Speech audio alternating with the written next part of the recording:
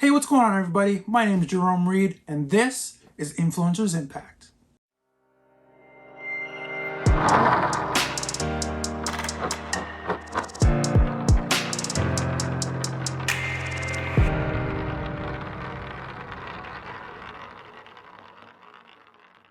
Before we go any further, I just want to thank you guys so much for watching episode 1, season 3 of Influencers Impact. And you all know the reason why you're here is because I have an interview with Mama Jan Smith, aka Mama J. But before we get to that, I want to remind you guys to subscribe to this channel, hit that notification bell because you do not want to miss any new and upcoming videos. Smash that like button and remember to leave a comment below, and I will do my best to answer every single comment or question that comes in.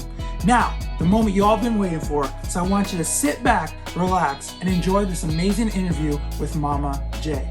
What's going on, everyone? This is Jerome Reid, and I'm joined today by such a legend, the one and only Mama J, aka Jan Smith. Mama J is a world-renowned vocal producer and instructor. She has over 30 years of experience in the music industry as an artist and also as a mentor. Mama Jan is a Grammy-nominated producer and Georgia Music Hall of Fame inductee. Come on, I am just so excited. Mama Jan, thank you so much for being a guest on the show today. It's such a huge honor. My pleasure. Right back at you. It's good to be asked to share and help other people as we go. That's amazing. Well, before we get started, let me ask an intro question. Sure. What does an average day look like for you? Well, first of all, there's no such thing as average for me. That's right. I mean, it changes, especially, right now. I mean, pandemic has changed everything for us. I mean, I'm working virtually. My 91-year-old mother had a stroke about 2 days before the pandemic shut us all down. So I've been moving in and out of her house, taking care of her while I'm working virtually. I travel to the studio and do production. That's the only thing that I've really maintained doing, in person with the clients that we already knew and had coming through to finish up some albums.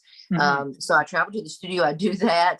I go and check my own home and stay there sometimes on the weekend. And I'm doing virtual consultations and lessons with people, and then back here at my mother's. So it's been an interesting kind of challenge.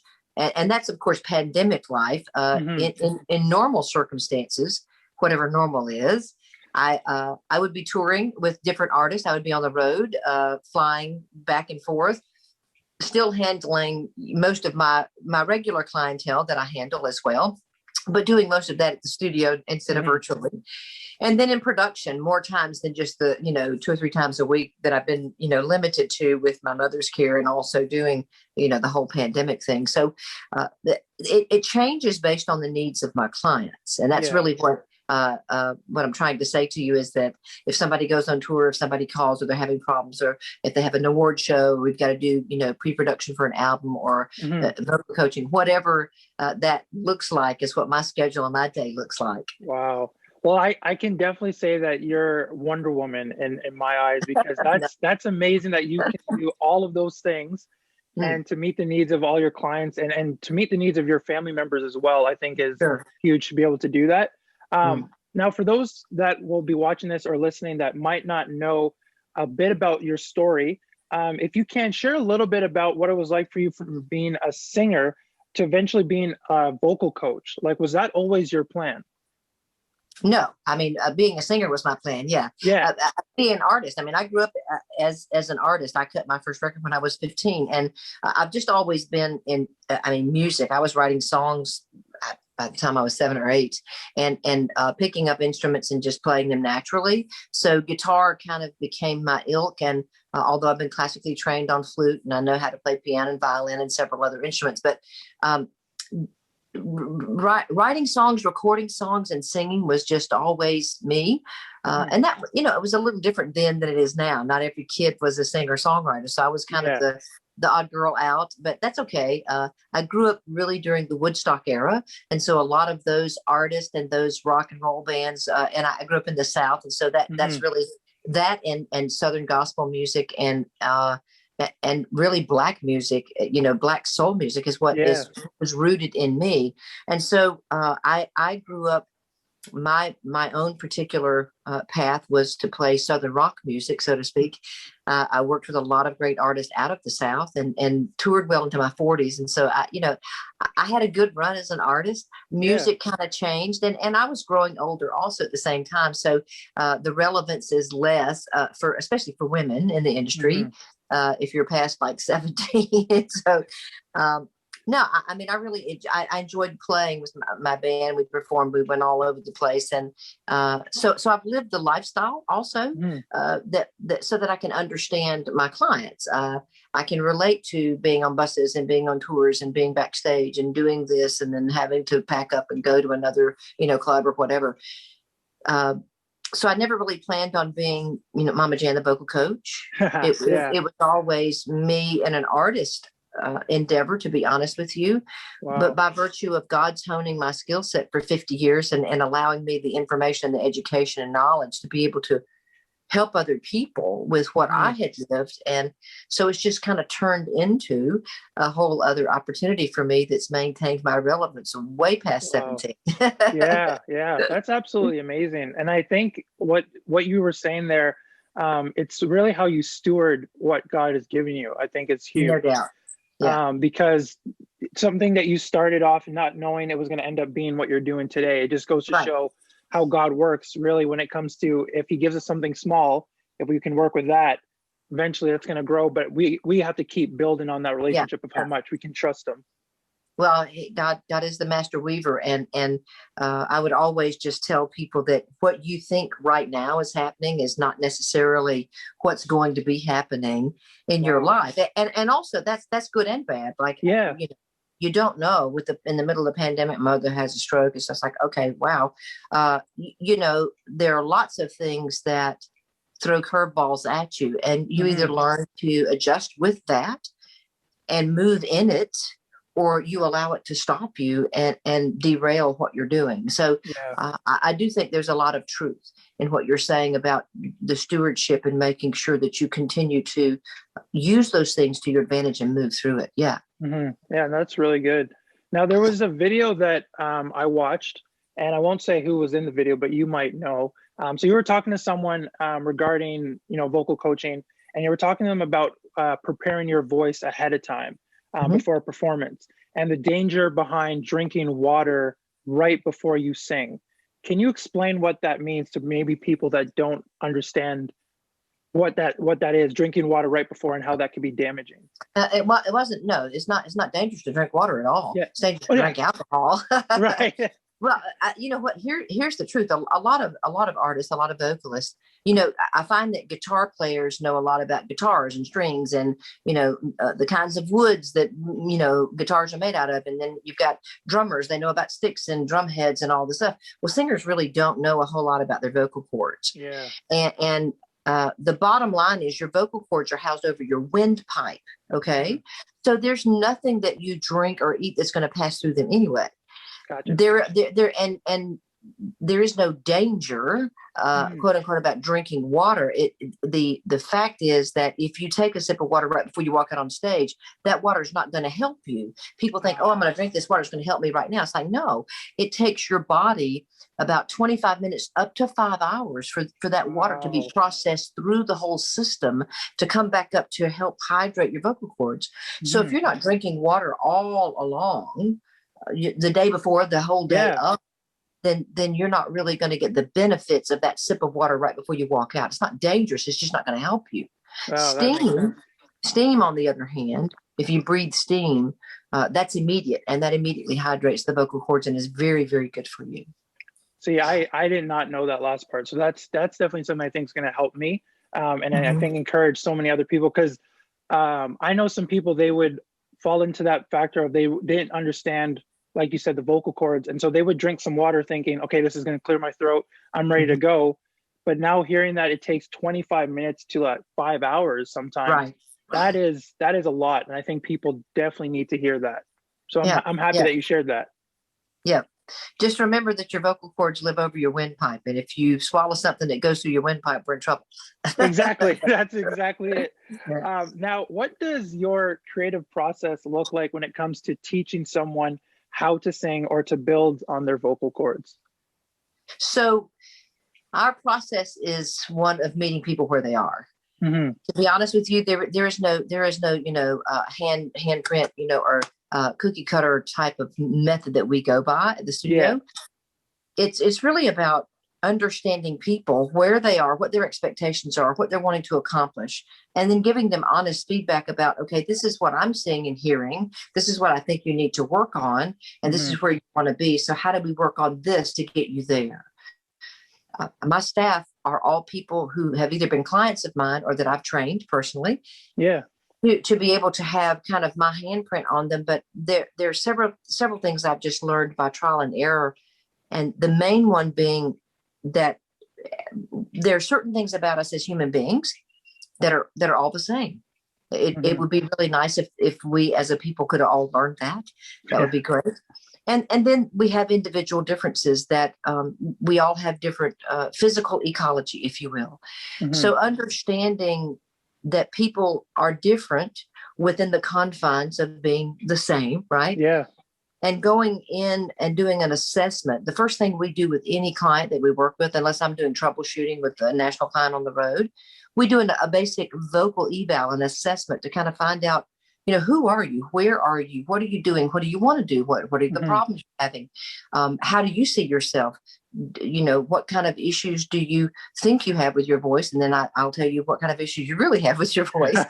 And then hopefully create a blueprint that we can agree on and work on to that end. And we've got a pretty good success rate. So I'll say that's the process works pretty well just to meet people where they are.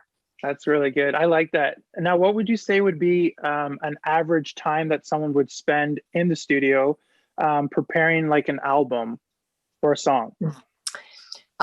Again, people are very different in how they prepare. So that I don't know that there's an average. I've worked with a lot of artists who have more cognizance about the value of pre-production instead of just going to the studio and writing and cutting while you're in there, but really, and also, I mean, if they have the budgets to do that. I mean, a lot of it depends on where an artist is in their economic food chain as well. Yeah. But being able to do pre-production, I think it actually saves money on the back end. If you're more prepared when you go in, you're going to get better results quicker and not take as much time in the studio. So I just really love to do the pre-production, and then I prefer doing pre-production with all the artists that I'm going in to do production on, because I have that process already down with them and they know what I'm going to be asking them for. And there's also a different trust that's developed than for the studio. So when I'm delivering their vocal, I really get better takes from them. That's good. Now, Mama Jam, what would you say? I don't know how much information you can share on this question I'm about to ask, but you were just talking about how you get to work with different artists and meet them where they're at. Who would you say has maybe been an artist that you helped coach or you worked with that you saw something in them right away that maybe they didn't see at the time that needed that development, if you will? Well, I think all of them I've worked with. Be they names that people recognize or not. I mean, there's a reason. I'll use Usher just as a great example. Usher's he's an amazing vocalist. I mean, sometimes people don't even know how incredible he is. I mean, they do respect him as a great vocalist, but he's a great vocal athlete. Yeah. And he also conditions and understands the discipline of regimen to that end. So when Usher was incredibly young, I started working with him when he was 17. Wow. It was really about the preservation of his voice, because he was signed when he was like 11 or 12. And so he had already won a Grammy by the time he was 13 or 14, I think. So he was already plugged into the professional industry when I met him. Yeah. But he went through puberty, not his body, but his voice actually changed late in his life. So he was 17 and he was already a professional vocalist. So he started having problems with his voice. So initially, my goal and the call for me was to really help him regain his falsetto and close up that gap between his chest voice and falsetto, and to also help condition him for the road, because he was in the middle of a tour doing Poppy Collin and 8701 and all of that, right? So we got him through that. He did very well, and he's a very disciplined human being anyway. When it comes to touring in his profession, he works really hard. Mm-hmm. And so after that tour, then we had a good 3 to 4 months to really hammer in on some other things that I thought were okay. Now let's really raise the bar. Mm-hmm. So we worked on pitch and interval stuff, and not because Usher didn't hear things well or have a great ear, but he didn't really understand certain things about theory, like scale beds. And so when I worked with him on that, and he really connected his brain and the knowledge with what his ear naturally did with his natural talent and his voice, it made a huge difference. And then we cut Confessions. Yeah. And that's kind of the album where everybody sat up and went like, whoa, what did you do? And I'm really proud of that, because it shows that the pitch and interval work actually really made a difference to his overall acumen. And that's still, that album is still the benchmark album for his career. Wow. So it's really kind of cool to be able to dig in deep with clients when we have the time to do that. Yes, of course. But usually it's about, what's happening right now? What's the need right now? Somebody's voice has gone in the toilet. How do we get that out? How do we get them up? How do we make sure that they're still able to tour and record? So I do a lot of troubleshooting. I call it janitorial work, and get them past that point. And then hopefully there's a opportunity to do some other stuff. Yeah. That's really awesome. And you did mention like helping preparing them for touring.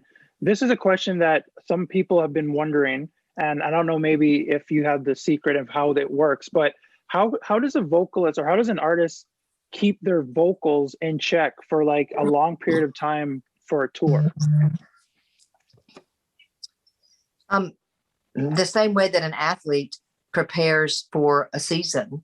LeBron James or Steph Curry or Kobe Bryant, they don't sit around on the couch. They take a vacation maybe, but they're those guys and girls, the athletes that are at the top of their game, the gymnasts, the people in the Olympics, they're constantly conditioning and working, sometimes 4 and 5 hours a day, on their craft and on their bodies. And so I think the same thing is true for singers, to understand that first of all, your body is your instrument.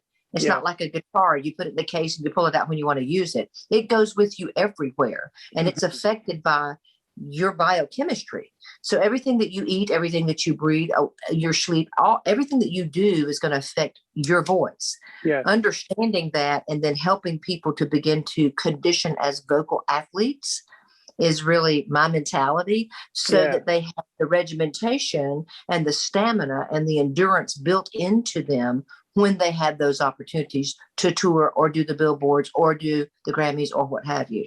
Mm-hmm. Wow. So I think that's going to be something that a lot of people are going to realize, the importance of seeing their vocal cords or seeing their body like an instrument. Absolutely. You have to take care of it, because like you said, with a guitar, you can put it away and then use it when you want, tune it up. But if your body's an instrument or your body's a temple, you got to take care of it the right way. And our bodies are indeed temples. I tell my clients all the time, like I'll ask you this: what kind of car do you have? Honda Civic.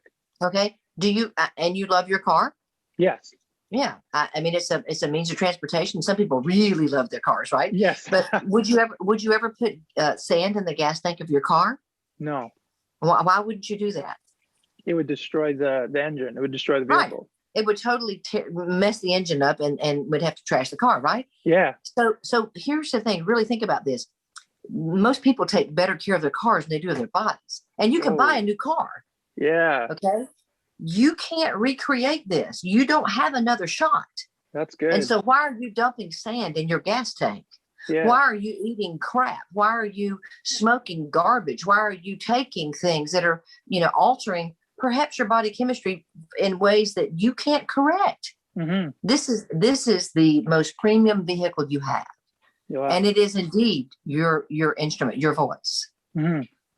And as of today's date, 2021, there's no synthetic fiber on the planet Earth, that medical science or technology has been able to come up with that can replace or duplicate your vocal cords. So if you mess them up, you mess them up. That's it. Yeah. Yeah. Wow. Now you might have probably answered my next question, but you might say something different. And my question was going to be, in your field of work, what would you say has been one of the hardest things that you would have to deal with? Addiction.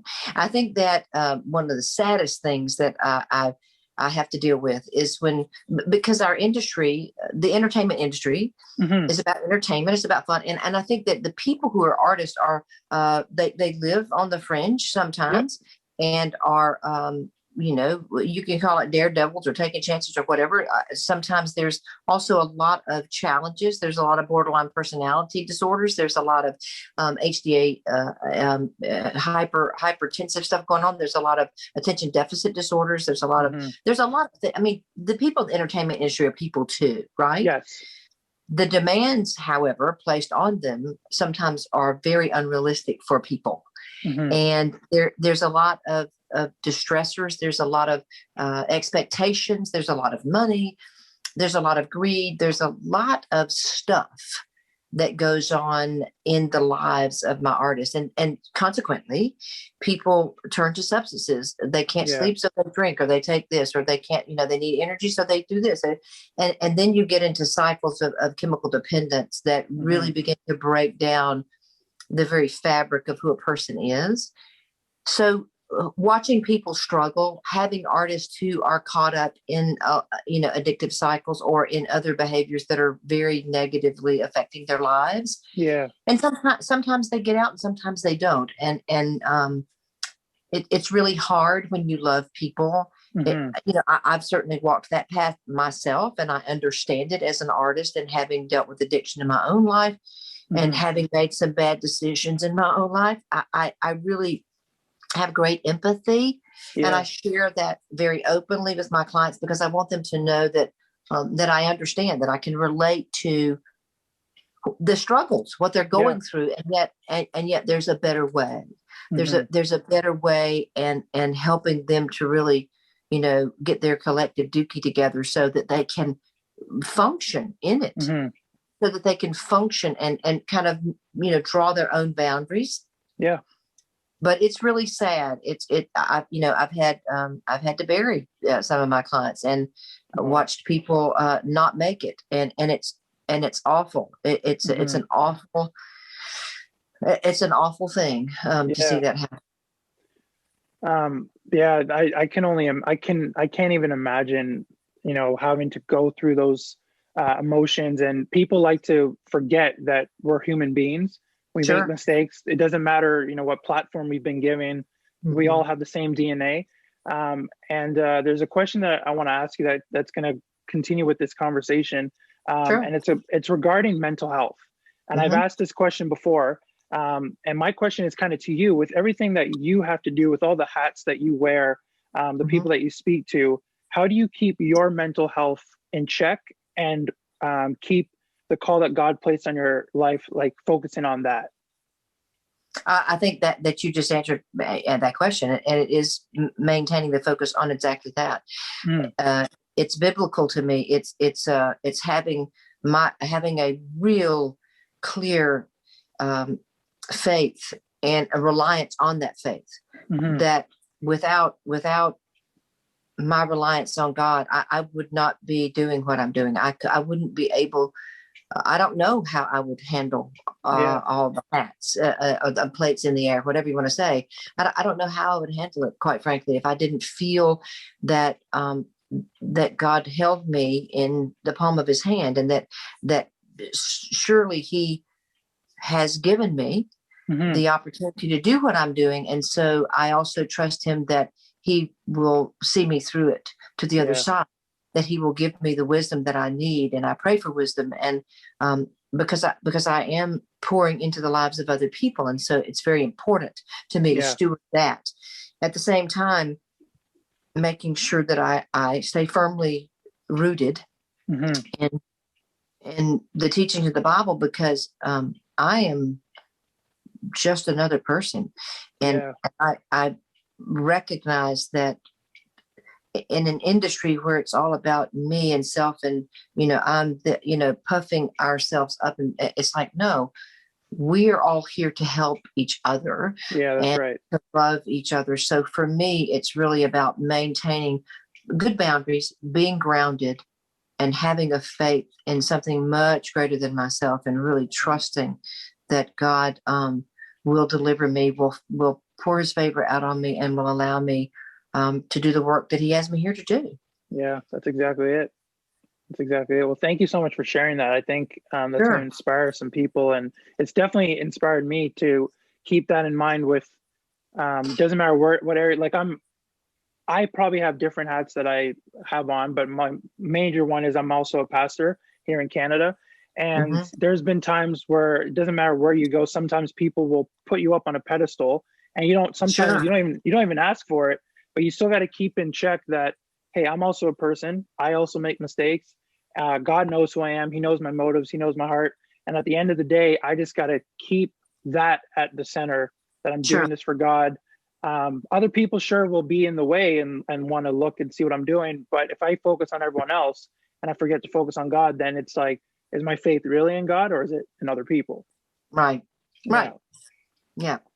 And I think that, people, I'm not saying that we shouldn't, believe in other people and help them and have faith in them too, but placing my overall faith in human beings is look at us historically. I mean, we're pretty, hard-headed, roughneck people, and I'm talking about from the beginning of time, and we're still, look at all the things that we're still having to hone as of today. It's like, really, love your neighbor. Okay, how difficult is that really? The Bible doesn't say love your neighbor only if it's a white person or only if it's a yellow person. It's like, no, the Bible says love your neighbor. The Bible says, that I am supposed to help anybody, that's what I'm supposed to do. I'm supposed to love my neighbor, and that is whoever is around me. That's right.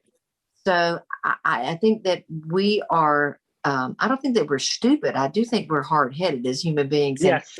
And it's taken us a minute to even come to where we are now. And we still have a ways to go as far as yeah, that's true. That's very true. Now, do you also help churches and worship teams as well? Now, what does that kind of process look like? So I love working. It's interesting because a lot of my worship singers, a lot of my gospel singers blow their throats out more than my heavy metal singers do on the road. So wow. So they need me. And you know what? Here's the bottom line. A lot of people in the church sing because they love to sing, and they sing from their hearts, and they sing for the purpose of worship and praise, which they should. Yes. However, they're still in front of other people, leading other people. And so I think I'm not going to say I think it's equally important when, Justin Bieber is, preparing to win a Grammy or go on a tour, or when, India Ari is working on an album, or the band Perry is working on tour prep. It's equally important, right? But when you're leading people into hopefully a relationship with the creator of the universe, I think that there's a higher calling on that. And so the thing that I've found to be true is that worship teams need to strive for excellence, that they are being propped up and put into a position to actually be leaders. And if you're not caring for your body and your voice and don't have the knowledge that you should have, what are you doing leading other people? So for me, it's a personal thing. I love working with churches. I've done several major, I guess you call them church conferences. Yeah. I'll go in and do panels, but I also do master classes. And I've been called out like to Redding, California, and worked with the Bethel people, or up in Washington, different churches, Passion, blah, blah, blah. Working with worship teams to help them really understand how to function as a team, but also to be better vocalists, just to be better at what they're doing. And it's really cool to go in because they sometimes don't have the information that you think that they might have. Yeah. Helping to impart that. I don't think that anybody goes wrong when they're seeking knowledge. I think of Solomon in the Bible, the one thing he asked God for was wisdom. And so I pray for wisdom. And I also believe that it's my responsibility to impart that wisdom to help other people become more empowered. The old adage of, you can throw somebody a fish and you can feed them for a day, but if you teach them how to fish, you fed them for a lifetime. I believe in helping artists learn how to fish so that they're going to be good, so that they have the tools that they need to at least be able to maintain, So that's really what I've done in the church world. I'm known more in the secular world, but the church world and gospel singers has really become a personal passion of mine, because being a person who goes to church and watches those singers suffer, I'm just like, somebody needs to do something about this. Yeah, that's right. Yeah.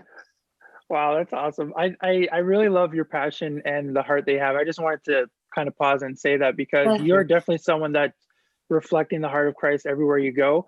I don't know you personally, but I can sense that right now, that you care deeply for people and you just want to do everything that God has given you the ability to do to help others and to encourage them to go ahead of where you probably were at the time, to kind of help them learn. I appreciate that. Thank you. Yeah, of course. No, I just really wanted to share that. Couple more questions and then we'll be done.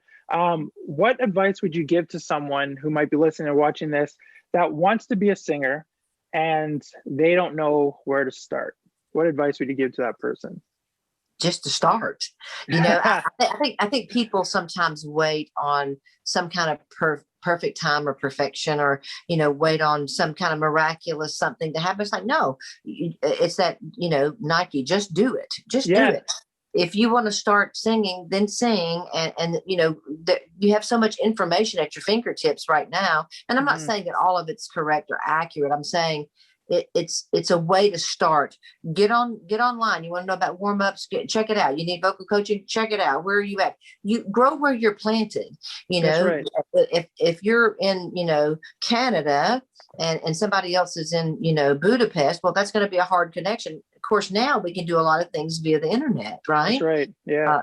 And thank God, for the advent of technology to allow us to continue to be able to be in touch with other people at other places in the world, and to be able to continue our work when we've been shut down. That's right. So I'm very grateful for that opportunity, but there's so much available, is my point, to artists. There's no reason for somebody to sit around and wait and stop and think that they can't do. I think that kills more people than anything else. Is that, waiting. It's like, what are you waiting for? Yeah. What are you waiting on? What are you waiting on to have happen? You are what happens. That's are. Right. We are human beings, not human doings. You're a human being. So being in the moment and taking advantage of that, wherever you're at on the continuum. Yes, somebody's always going to be ahead of you or behind you. Yes, opportunities are going to come to other people and you, but you can't go deep sea fishing if you're sitting in your car on I-75. You got to be on a boat in the ocean with a worm on your hook, right? That's right. So you've got to put yourself out there in it to be a part of it, to figure out the rest of, okay, what do I really need to do to advance from here? Yeah, that's amazing advice. I really hope whoever's listening to this are going to take that on. I love what you said. The best way to start is just do it, and then kind of see what goes on from there. Yeah, and like I said, there are resources. I mean, me personally, I've got Q&As with Mama J online now on YouTube for, I think, 3 years. And they're short clips, but I mean, at least it's information. Yeah. There's other resources we have, and there's other resources all over the place. Look for what you need and start there. Yes, I like that. Now, this is my last question, Mama J, and this is what it is. Is there anything that now that you would do differently in the beginning if you could? I appreciate the question. There's something to be said for experience and the wisdom that we gain by living through it. Have I made a lot of mistakes and were there some decisions that were probably really bad? Yes. But did they teach me life lessons that I needed to be at the place that I'm at now? Yeah. I don't think that I've done anything irreparable. There's probably one or two things in my life that it's like, oh, I wished I hadn't done that or whatever. But but how would that have, tempered me differently? I don't know. Would I still be the same person? Would I still have the same heart? Would I, God humbled my life tremendously, and I learned some really important lessons through that. In that walk, and I also gained an incredible strength and wisdom in how I do what I do now. So I think that experience is necessary, and I even think that bad decisions sometimes are necessary for people to be able to garner wisdom and to grow, and to also then understand, what you don't want to do. That's right. Ever again. And so I don't know that I would change a whole lot. I think that timing, what a lot of artists don't realize, the position that you occupy in history is greater than you are. Wow. For example, let's take the Beatles. I grew up when the Beatles, the British invasion happened, and not to take away from those guys at all. They are who they are. They were who they were.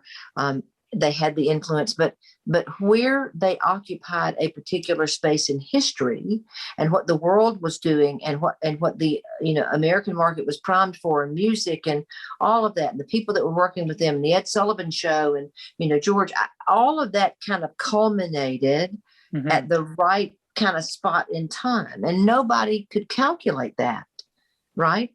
So were they really the greatest band of all time? Probably not. Musicianship wise, I kind of doubt it. They're great, but they also had the opportunity afforded to them to be incredibly creative. Yes. Again, not taking away from any of who they were, and their successes, but I'm saying the position in history that they occupied was greater than they. Justin Bieber, same thing. The industry was at a guff. There was no young male, whatever. Our industry is driven by female fans. We've seen that, kind of cyclical. Yeah. Here's this kid, Scooter was bright. He saw that.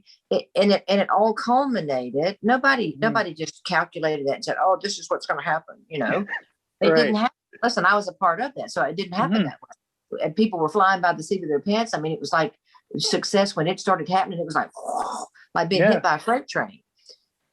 And I think that I love Justin.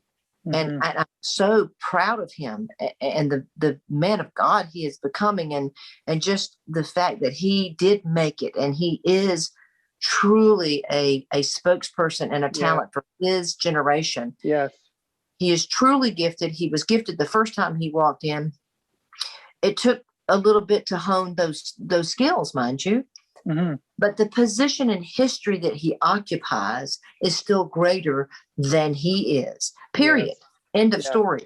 And I think that he either had the opportunity to step up and be there, or it could have fallen apart and it wouldn't have been him. And it could have been somebody else. The truth of the matter is, Scooter was looking at other people. And so I think that there are a lot of reasons we can, dump on why somebody is who they are. But is it really all about them? Right. I don't think so. So that's the humility I've learned in the world, in my industry. And if you look at the kind of the bigger picture, it ain't about, it ain't about me. It ain't about you. It's about us. It's about, that's really the big picture. Yeah. That's honestly, you could not have ended this any other way. That was absolutely amazing. And Mom J, I want to again thank you so much for your time. My pleasure. It's been a huge honor that you are able to do this with me. I know that so many people are going to be blessed and encouraged through this time together. Thank you, Jerome. It's my pleasure. And just to put a little self-advertisement in there, if you have people who need to access information or want to know about our services, you can find us at www.jansmith.com. And Yeah. Mama Jan Music, I'm on all social platforms, MamaJanMusic. Y'all can find me. You got it. And I'll make sure to put that in the description when this video gets uploaded. Great. Okay. All right, Mama J, take care. Enjoy the rest of your day, and know that you got someone praying for you here in Kansas. Thank you. I appreciate that. All right, no problem. Take care now. Bye-bye. Bye.